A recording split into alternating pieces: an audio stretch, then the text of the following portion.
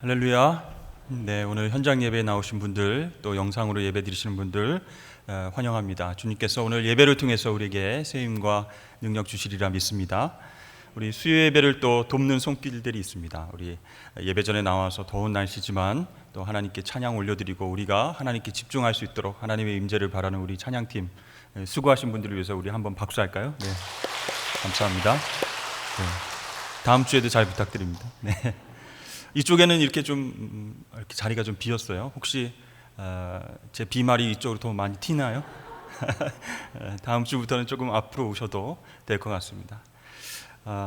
여러분, 이제 야고보서 1장에서는요 우리가 그리스도인들은 시련과 또 유혹, 즉 그 시험에서 승리할 수 있는 사람들이다, 이렇게 말씀을 드렸죠.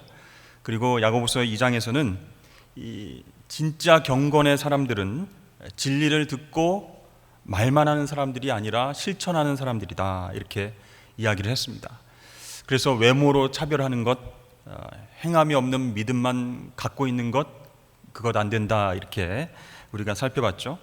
이제 3장에서 우리가 진리를 실천하는 과정에서 두 가지 측면에서 관심을 두고 생활해야 됨을 오늘 야고보 사도는 이야기하고 있습니다. 바로 이 언어 생활과 생각하는 그런 생활입니다. 이 두 부분에 있어서 하나님의 지혜가 어떻게 적용되어져서 우리의 삶으로 나타나야 되는가, 그 부분에 대해서 강조하고 있거든요. 자, 2장에서 행함이 없는 믿음은 죽은 믿음이다, 그렇게 말씀을 드렸습니다. 그런데 무엇을 행하면서 어떻게 행할 것인가에 대해서 언어와 사고 영역이 참 중요하다는 겁니다. 어떤 생각이나 입에서 튀어나오는 말로 인해서 자기가 확신하는 그 믿음이 드러나기 때문에, 그래서 언어 생활 또 생각하는 것이 참 중요하다는 것이죠. 말과 생각이 우리의 행동을 결정하는 중요한 부분이기 때문에, 그래서 행함이 없는 사람일수록 말을 많이 하게 된다는 것이죠. 주의하지 못하고 생각을 하지 않고 막 말을 내뱉는 그런 경향이 있다는 것이죠. 그래서 이 건강한 그리스도인의 어떤 성숙도는 혀를 지배하는 삶과 밀접한 관계가 있다는 것입니다. 어떤 사람이 이렇게 이야기를 했어요. 위대한 마음을 가진 사람은 사상을 이야기하고 평범한 마음을 가진 사람은 사건을 이야기한다. 그런데 좁은 마음을 가지고 있는 사람들은 사람에 대해서 이야기를 한다, 이렇게 얘기를 합니다. 여러분, 우리가 흔히 친한 분들과 만나서 주로 나누는 이야기 주제가 무엇입니까? 하나님 나라에 대해서 진지하게 토론을 하시나요? 오랜만에 만났는데 복음의 공공성에 대해서 이야기를 하시나요? 아니면 미국과 중국의 그런 정치, 외교적인 그런 분야에 대해서 심각하게 이야기를 하시나요? 아니죠. 우리는 모이면 거의 대부분이라고 할 수는 없지만 주로 다른 사람의 험담을 한다는 것입니다. 이것이 우리 그리스도인들에게 있어서도 참 어려운 부분이기도 한다는 것이죠. 네, 그분을 막 이렇게 정말 공격하고 막 이렇게 험담을 하고 이런 것들이 잘 드러나지는 않지만 교묘하게 어떻게 보면은 그 사람에 대해서 이야기하는 것들이 굉장히 많다는 것이죠. 어느 교회에 정말 말을 거칠게 하고 혀를 통제하지 못하는 성도가 있었습니다. 그분이 어느 날 목사님을 찾아와서 이렇게 고백을 합니다. 목사님, 제가 이제는 정말로 제 혀를 주님의 제단에 바치겠습니다. 그동안 회개 많이 했습니다. 하나님 앞에 정말로 결단하는 마음으로 제 혀를 제단에 바치겠습니다. 그런데 이분이 이런 말을 한 것이 한 번이 아니라는 거예요. 네, 여러 번 목사님을 만나기만 하면 목사님, 제 혀를 주님께 바치겠습니다, 이런 얘기를 자주 했다는 거예요. 그래서 계속 반복되는 그런 이야기를 들은 이 목사님 곰곰이 생각을 하다가 이렇게 얘기를 했다고 합니다. 성도님의 혀를 받아들일 만큼 그렇게 큰 재단이 없는 것 같습니다. 네, 저도 기도해 보겠습니다, 그렇게 얘기를 했다고 합니다. 자, 야고보 사도도요 1장에서부터 계속 말에 대한 그런 이야기를 계속 반복해서 이야기합니다. 언어의 중요성을 이야기하고 있죠. 1장 19절 말씀에 보면 내 사랑하는 형제들아 너희가 알지니 사람마다 듣기는 속히하고 말하기는 더디하며 성내기도 더디하라. 그리고 1장 26절 말씀 보여주세요. 누구든지 스스로 경건하다 생각하며 자기 혀를 제갈 물리지 아니하고 자기 마음을 속이면 이 사람의 경건은 헛것이라. 그리고 2장 12절에도 너희는 자유의 율법대로 심판받을 것처럼 말도 하고 행하기도 하라. 자, 이렇게 계속 1장, 2장을 통해서 언어에 대해서, 말에 대해서 그 중요성을 강조하고 있다가 이제 본격적으로 3장에서 이야기를 하고 있는 것이죠. 자, 야고보 사도를 통해서 어떻게 하면 우리가 슬기로운 언어 생활을 할 수 있는가? 하나님 기뻐하시는 그런 언어, 혀를 통제하면서 하나님께 영광 올려드리는 삶을 살 수 있을까? 한번 살펴보도록 하겠습니다. 우선 1절 말씀을 보시면요, 함께 읽어볼까요? 시작. 내 형제들아 너희는 선생된 우리가 더 큰 심판을 받을 줄 알고 선생이 많이 되지 말라. 이렇게 얘기합니다. 사실 말하는 직업이 선생 아니겠습니까? 그래서 이 말에 대한 중요성, 혀에 대한 어떤 통제력들을 이야기하기 직전에 선생이 많이 되지 말라라고 이렇게 파격적으로 이야기를 합니다. 왜냐하면 그때 당시 유대교도들의 간절한 소망 중에 하나는 선생이 되는 것이었습니다. 랍비가 되는 것이었습니다. 왜냐하면 이 유대교도들은요, 그 지도자 랍비를 너무너무 존경을 한 거예요. 하나님 다음으로 그 랍비의 생각과 랍비의 가르침과 그들의 행동을 정말 존경하고 따르려고 노력했습니다. 그래서 이 랍비가 되는 것, 선생이 되는 것은 유대교도들 사이에서, 유대 사회에서 선망의 대상이었고요. 지도자들은 어떻게든 그렇게 하나님 말씀도 가르치고 또 선한 행실도 하고 모범을 보이기 때문에 정말로 존경의 대상이 됐습니다. 여러분, 오늘날은 어떤가요? 선생님 많이 되려고 하시나요? 우리 학교 선생님들 굉장히 요즘 고생이 많으신 걸로 알고 있습니다. 젊은 선생님들은 또 괜찮은데 연세가 있으신 선생님들은 마스크를 끼고 수업하기가 너무 힘드셔서 좀 고생을 하신다는 얘기를 들었습니다. 요즘 학교 선생님들 예전처럼 그렇게 존경을 받고 있습니까? 아닌 것 같아요. 학생들과 학부모들에게도 존경을 받지 못하는 그런 직업이 교사가 아닌가 싶습니다. 교대에 들어가는 것도 어려운데 들어가서 열심히 공부하고 또 교사가 되기도 정말 힘든 그런 사회이죠. 그래서 정말 어려운 경쟁률을 뚫고 교사가 되어서 막상 현장에 가보면 교권이 무너져 있는 거예요. 체벌은 또 금지되어 있고요. 또 아이들을 만나서 인격과 또 인성교육보다는 이 공부 기술을 잘 어떻게 가르쳐서 성적이 오르게끔 하는 교사가 인정받는 교사, 그렇게 되어 있습니다. 그래서 그러한 현실 때문에 많이 힘듭니다라고 가끔 전화가 오는 우리 청년 교사의 이야기를 제가 듣기도 합니다. 어쨌든 그 당시에는요, 그 당시 초대교회 당시에도 이 랍비라고 하는 말 자체가 큰 사람, 위대한 사람이라는 뜻이기 때문에 그 사회에서도 정말 이 교사가 되고 싶다, 랍비가 되고 싶다 하는 사람들이 굉장히 많았어요. 그런데요, 그 유대 교도들이 이제 예수를 구주로 고백하고 믿고 이제 크리스천이 됐습니다. 그리스도인이 됐습니다. 그런데 이제 관습대로 교회에 나와서도 그 교회 지도자들을 굉장히 존경하는 거예요. 깍듯이 대하고, 그 말 한마디 한마디 경청하고 되게 존경하는 마음을 갖는 거예요. 그건 참 올바른 것입니다. 그런데 문제는 너나 할 것 없이 나도 너도 막 이렇게 얘기하면서 모두 교회의 지도자가 되길 원하는 현상이 일어났어요. 그러니까 초대교회 안에서도 적지 않은 갈등과 문제가 생기기 시작했다는 거죠. 나도 지도자가 되고 싶다. 나도 성경을 가르치는, 율법을 가르치는 그런 어떤 사도들과 같은 지도자가 되고 싶다. 그런데 세력 다툼을 하는 거예요. 자리 다툼을 하는 거예요. 누구 줄을 서고, 저 사도의 줄을 서고, 저 사람이 더 크니, 이 사람이 더 크니 해서 서로 싸우게 되니까 문제가 생긴 거예요. 그래서 야고보 사도는 선생이 되는 것 꼭 좋은 것만이 아니다. 그만큼 책임이 커지는 것이고, 책임이 크다라는 것은 하나님 앞에서 심판받을 가능성도 크다라는 뜻이다. 이렇게 이야기하고 있습니다.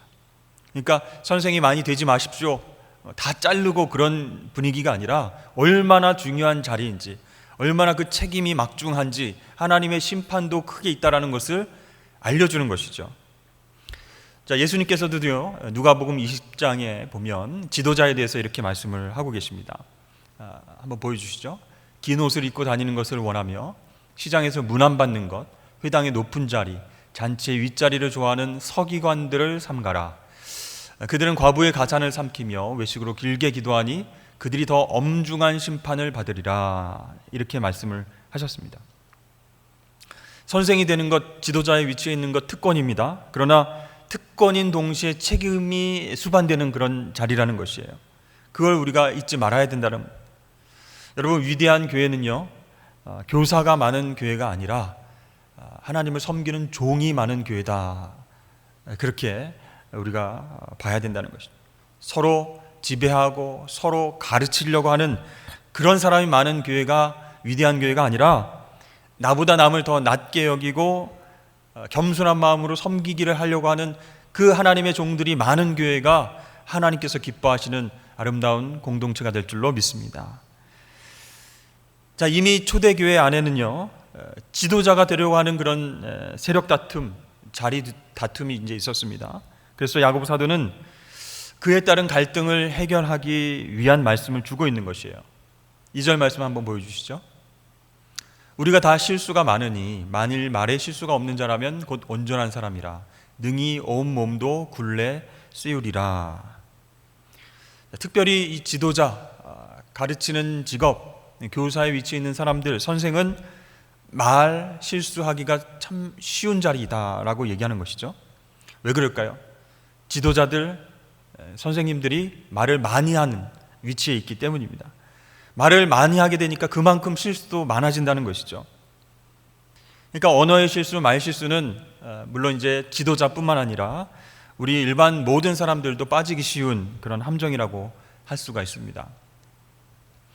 여러분, 요즘 지도자들 중에서 누가 말 실수를 제일 잘하는 것 같습니까? 네, 저는 미국의 트럼프 대통령이 굉장히 말 실수를 많이 하는 사람이다 생각됩니다. 코로나 바이러스가 막 확산이 되니까 미국의 트럼프 대통령이 책임감을 가지고 매일매일 언론 브리핑을 했어요. 근데 이제 미국 대선이 얼마 안 남았잖아요. 올해 11월 3일인데 대선이 얼마 남지 않은 상황에서 코로나가 터지고 그걸 잘 막지 못하고 지지율이 떨어지고 초기 대응이 미흡하다고 막 언론이 이야기하고 하니까 막 다급해진 거예요. 그래서 지지율도 좀 어떻게 좀 올리려고 매일매일 브리핑을 했습니다. 그런데 정말 이상한 이야기들을 막 쏟아냄으로 인해서 또 지적을 많이 받았죠. 주사로 살균제를 몸 안에 주입하는 방법이 있는지 알아보자, 뭐 이런 얘기를, 황당한 이야기를 했고요. 또 우리 미국에서 특정 약물을 지금 실험 중에 있는데 거의 다 완성된 단계다, 곧 치료제가 나올 것 같다, 뭐 이런 얘기를 해서 또 많은 비판을 받았죠.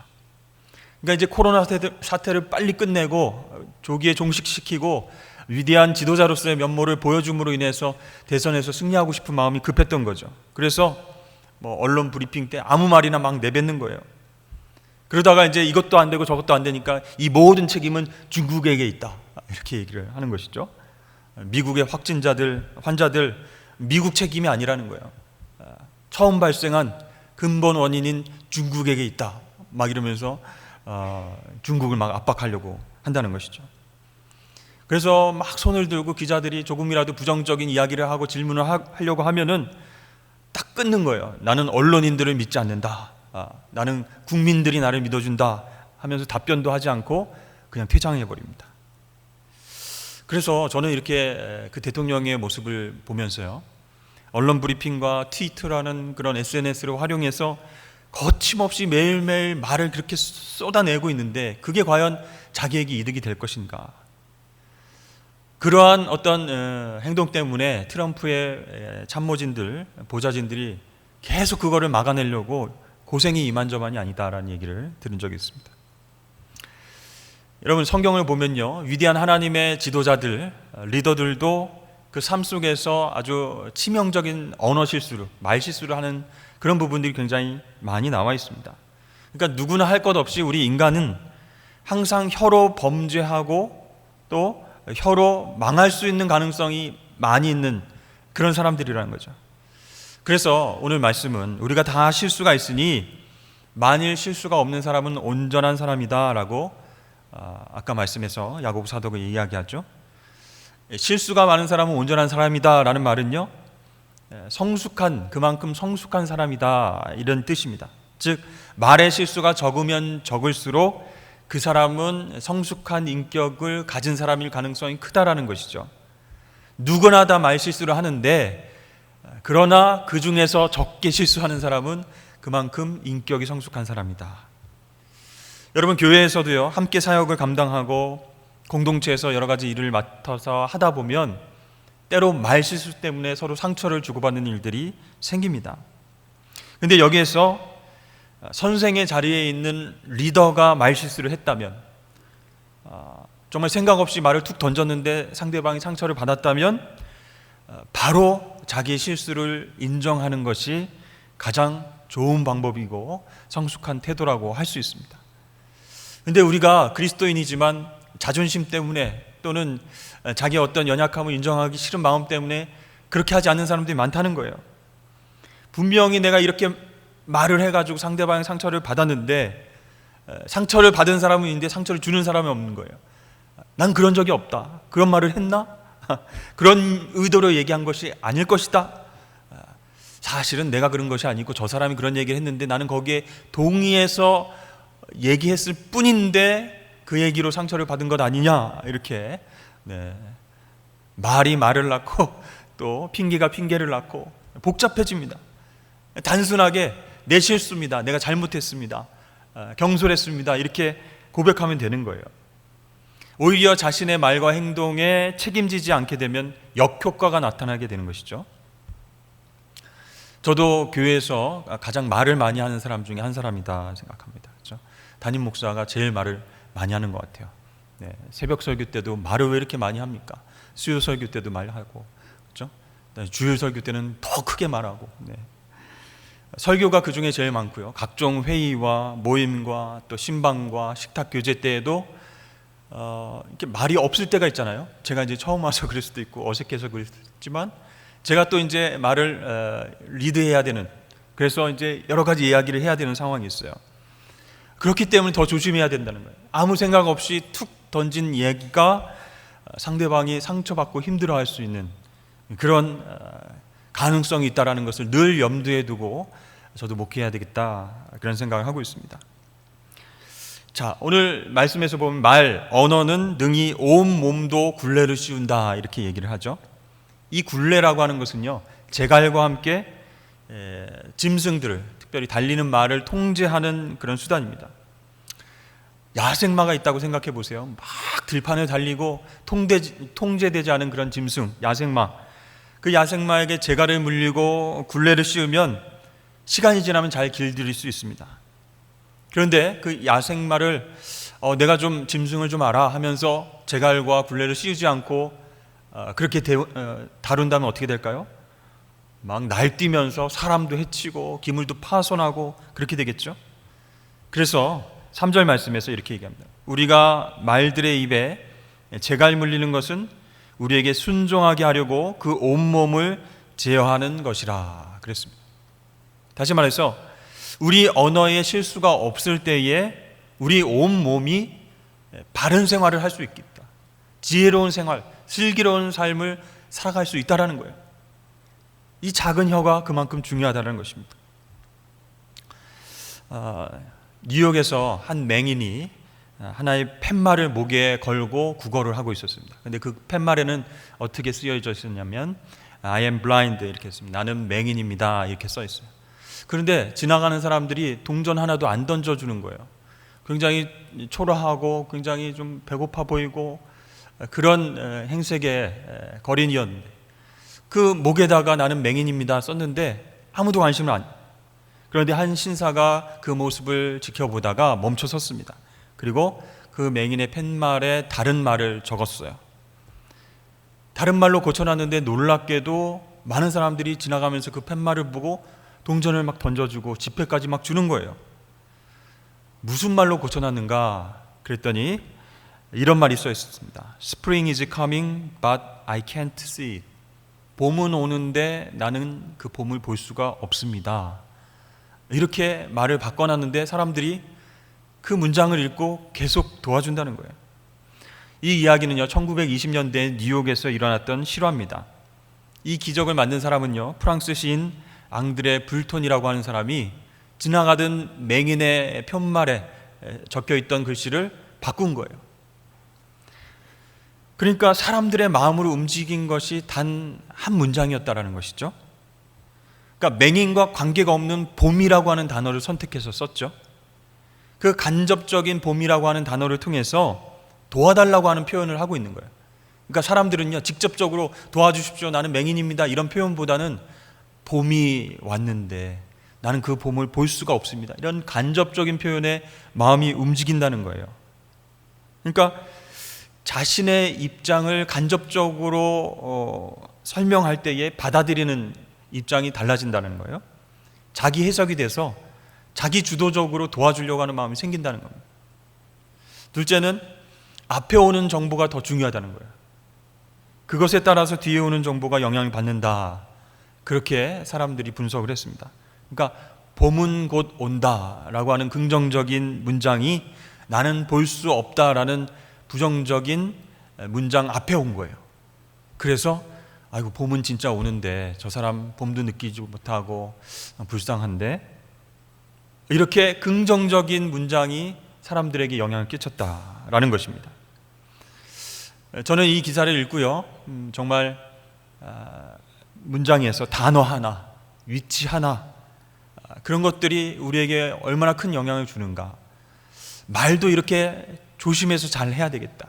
긍정적인 말을 먼저 하느냐, 부정적인 말을 먼저 하느냐, 그 사람을 배려하고 그 사람의 마음을 움직이는 말을 하느냐 안 하느냐, 큰 차이가 있다는 거죠. 4절 말씀 한번 보시죠. 또 배를 보라, 그렇게 크고 광풍에 밀려가는 것들을 지극히 작은 키로서 사공의 뜻대로 운행하나니 하면서, 작은 키가 큰 배의 방향을 조정하듯이 혀가 우리 인체에 있어서 작은 부분이지만 정말로 중요하다. 그렇습니다. 이 혀는요, 우리의 전인적인 행동을 조종합니다. 그리고 다스립니다. 그래서 우리의 삶을 윤택하게, 슬기롭게, 지혜롭게 할 수도 있고, 우리 삶을 위축되게 할 수도 있고, 우리를 힘들게 할 수도 있다는 것이죠. 전 세계를 지배하는 사람이라고 할지라도 자신의 혀를 지배하지 못하는 사람은 정말로 슬픈 운명을 초래할 수 있다는 겁니다.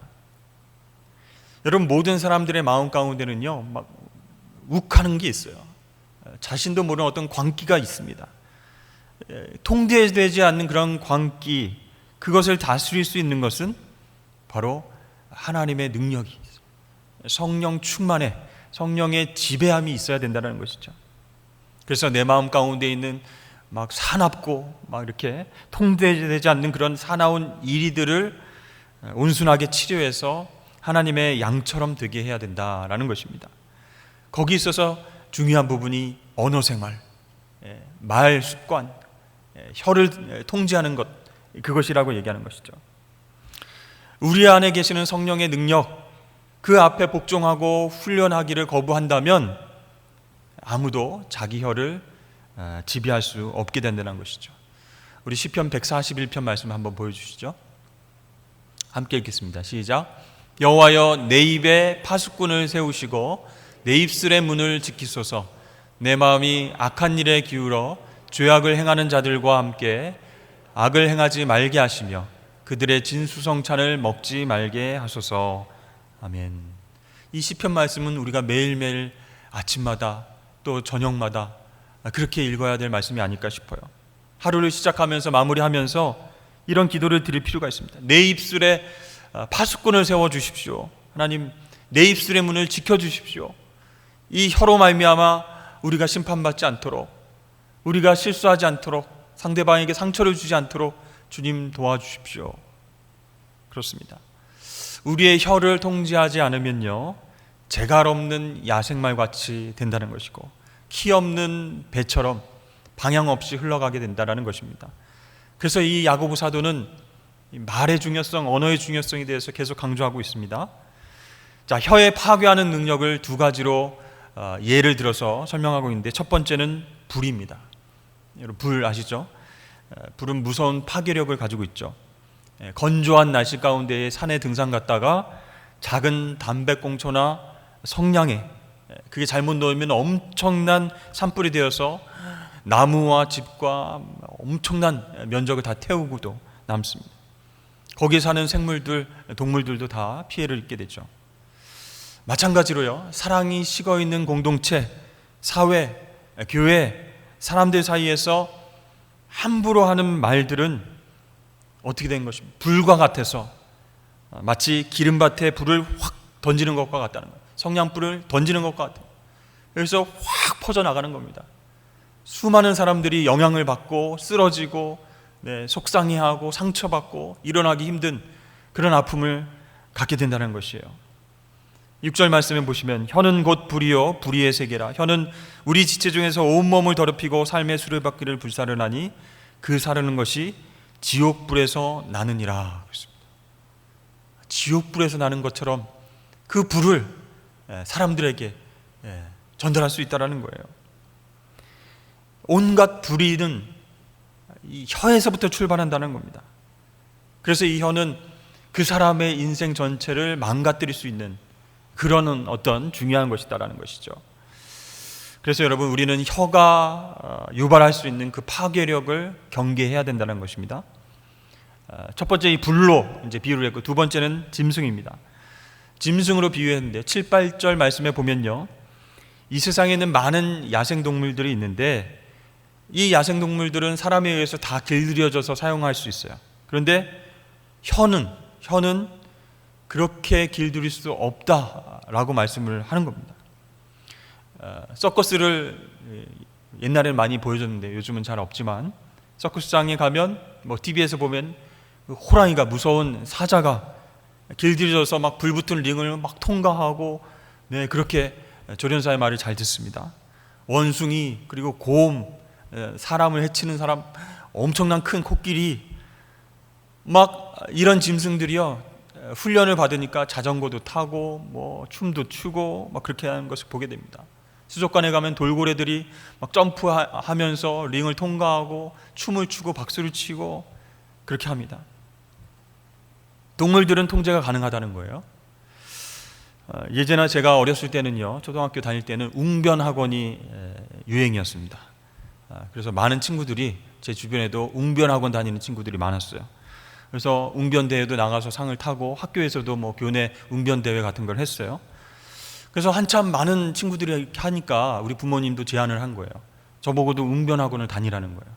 근데 나는 좀 싫다는 얘기를 했어요. 왜냐하면 제가 보기에 웅변하는 친구들이 멋있어 보이지가 않고 다 우스꽝스러워 보이는 거예요. 남자아이나 여자아이나 할 것 없이 말하는 톤이 다 똑같은 거예요. 그래서 눈에 막 힘을 주면서 마지막에 어떻게 얘기합니까? 손동작을 크게 하면서 이연사 힘차게 외칩니다. 막 이렇게 하면은 사람들이 막 박수를 치는데, 저는 너무 막 오글거리고 왜 다 똑같이 저렇게 해야 되지? 이런 생각을 하게 된 것 같아요. 여러분, 우리가 아무리 그 말재주를 연습하고 웅변이나 연설을 배운다고 해서 우리가 말을 그 상황에 적시 그때에 맞게 말을 잘하게 될까요? 상대방에게 정말 지혜롭게 상처 주지 않게 기술적으로 말을 잘하게 될까요? 안 된다는 거예요. 동물들은 훈련을 통해서 그게 가능하지만 이 혀는 그런 기술을 배운다고 해서는 안 된다는 겁니다. 우리의 혀, 우리의 말에 하나님의 능력이 나타나려면 바로 여러분, 하나님의 말씀을 우리가 붙잡아야 하는 줄로 믿습니다. 우리의 인격이 성숙해지고 우리의 마음이 주님을 닮아갈 때 비로소 우리의 언어 생활도 통제가 가능하게 된다는 것이에요. 성경에서 위대하게 쓰임받는 인물들, 말 잘하는 사람들이 많았을까요? 적었을까요? 상대적으로 적었습니다. 모세도 한번 보십시오. 이 화술에 굉장히 장애가 있었던 것 같아요. 그래서 하나님이 너 바로 앞에 가서 얘기하라 했을 때 저는 못 갑니다. 이 언변이 지금 어눌해서 저는 절대로 안 됩니다. 그렇게 얘기를 해서 형 아론이 같이 갔지 않습니까? 그런데 여러분, 모세가 어떻게 변했습니까? 하나님의 말씀을 계속 대언하는 거예요. 하나님 주시는 말씀을 계속 이스라엘 백성들에게 전하는 거예요. 그렇게 함으로 말미암아 그가 하는 말이 하나님의 권세와 같은 그런 무게로 다가가게 된 것이죠. 그리고 하나님의 말씀을 전달하는 과정에서 자기의 화와 자기의 어떤 분노와 이런 것들을 다스려가면서 하나님 뜻을 분별해가면서 그렇게 백성들을 사랑하는 마음이 조금씩 생겼기 때문에 그 말의 권위가 생기게 된 것이죠.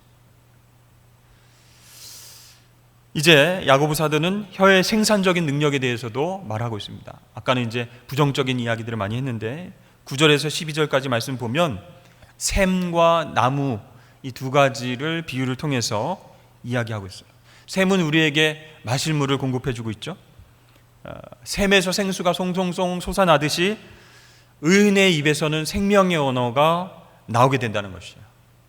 잠언 10장 11절 말씀에 의인의 입은 생명의 샘이라도 악인의 입은 독을 머금었느니라 그랬습니다. 샘을 비유로 해서 이야기를 했고요. 또 하나는 나무인데요. 나무를 통해서 얻어지는 그 열매를 보면 무화과 나무에서 감람나무 열매가 나오지 않는다. 포도나무에서 무화과 열매가 나오지 않는다. 이렇게 얘기하는 거죠. 한 나무에서 또 두 가지 열매가 나올 수 없듯이 한 언어를 가지고, 그렇죠? 한 혀를 가지고 축복된 언어와 저주된 심판의 언어를 사용할 수 없다. 샘이 어떻게 한 구멍으로 단물과 쓴물을 같이 낼 수가 있겠느냐? 그렇게 얘기합니다. 우리 속에서도 선과 악이 입에서 같이 나온다면 뭔가 잘못된 것이다라는 거예요. 그래서 우리가 그리스도인으로서 신앙생활을 하면서 또 직장생활을 하면서 세상에 나가서 살면서 어떤 종류의 말을 하고 있는지 생각해 봐야 된다는 것입니다. 하나의 입에서 선을 이야기하고 악을 얘기하고 동시에 그럴 수 없다라는 거죠. 여러분, 우리의 혀는요, 위대한 창조를 가져올 수도 있고 동시에 커다란 파괴를 가져올 수도 있습니다. 그래서 이 혀는 파괴력과 생산력, 그렇죠? 파괴력과 창조성, 이 두 가지를 다 가지고 있다는 것이죠. 그래서 여러분, 우리가 하나님의 자녀로서 하나님 메시지를 선포하고 주 안에서 형제 자매들을 위로하고 격려하게 되면 생산적이고 창조적인 그런 언어 습관을 할 수 있습니다. 이렇게 우리의 혀, 슬기로운 언어 생활을 위해서 우리가 해야 할 일이 있어요. 아무리 노력해도 되지 않는다면 우리가 이런 노력들을 통해서 한번 하나님 앞에서 고쳐야 할 필요가 있습니다. 첫 번째는 주님의 도우심을 간구해야 된다는 거예요. 우리의 언어 생활도 주님이 도와주셔야 된다는 거예요. 그래서 매번 말하기 전에 성령님께서 생산적이고 창조적이고 복음적인 그런 말을 할 수 있도록 도와주십시오. 영향력이 있는 말은 많이 하지 않아도 한마디 한마디가 진실되고 정말 하나님께서 기뻐하시는 말을 할 수 있도록 도와주십시오라고 기도해야, 주님께 도움을 간구해야 우리의 언어 습관이 조금씩 달라질 수 있다는 것입니다. 두 번째, 하나님과 교제에 힘써야 됩니다. 이게 우리의 언어 습관과 관계가 있다는 거예요. 한 사람의 언어 생활은요, 그 사람의 환경과 굉장히 밀접한 관련이 있다는 거예요. 제가 군 생활을 하면서 가장 충격받은 것이 뭔지 아십니까, 여러분? 이제 혈기왕성한 청년들이 사방에서 모여가지고 욕도 할 수 있죠. 여러 가지 언어를 쓸 수 있죠. 그런데요, 저는 그 군대에서 각자 그 지방의 언어로 욕을 막 해대는데 그렇게 대한민국에 그렇게 욕이 많은지를 거기서 군대에서 처음 알았습니다. 와, 정말 이런 욕도 있어? 이런 말도 이렇게 욕으로 대체할 수 있어? 여러분, 우리의 환경이요, 하나님과 교제하는 그런 환경이 되어야 우리의 언어도 달라질 수 있다는 겁니다. 그러면 여러분, 욕을 잘하고 막 불평불만을 많이 하는 사람, 그 사람과 교제를 해야 되겠습니까? 아니면 말은 적게 하더라도 위로의 말, 격려의 말, 하나님 기뻐하시는 말, 그런 언어를 쓰는 사람과 가까이 해야 되겠습니까? 우리 주위에 선하고 아름다운 말을 쓰는 사람들과 교제하십시오. 그렇게 함께 위로하고 기도하고 교제하는 그 삶을 통해서, 그 환경을 통해서 우리 언어 습관이 달라지게 된다는 것입니다. 세 번째는요, 우리가 혀로 지은 죄가 있습니다. 말 때문에 짓는 죄, 그때그때 회개해야 된다는 거예요. 하나님, 조금 전에 제가 누구를 만나서 얘기하다가 언어 사용에 실수가 있었습니다. 용서해 주십시오. 우리 딸이, 우리 아들이 제 말에 상처를 받은 것 같습니다. 제 혀를 깨끗게 해 주십시오. 이기적으로 말하지 않게 해 주십시오. 용서해 주십시오 하고 바로 하나님 앞에 자백하고 회개해야 우리의 언어 생활이 교정될 수 있다는 거예요. 자존심 때문에 나중에 회개하지 몰아서 그냥 하나님 한 번에 한 달 정도 이렇게 욕했는데요, 하나님 이거 다 용서해 주세요, 이렇게 하는 게 아니라 그때 하나님께서 성령으로 인해서 우리의 마음 불편하게 하실 때, 양심을 찔리게 하실 때, 깨닫게 하실 때 그때마다 회개해야 우리의 언어 생활이 교정이 될 수 있는 거예요. 여러분, 우리는 지금 바이러스와 싸우고 있는 중 아니겠습니까? 근데 아침에 일어나서 손 깨끗이 씻고 얼굴 깨끗이 씻고 마스크 썼다고 해서 점심때 안 씻습니까? 저녁 때 돌아와서 안 씻습니까? 아니죠. 죄를 자백하는 것도요, 손 씻는 것과 마찬가지인 거예요. 매일매일 하나님 앞에서 내가 혹시 혀로 죄를 지은 것 없는가? 어떤 말로 사람에게 상처 준 일은 없는가?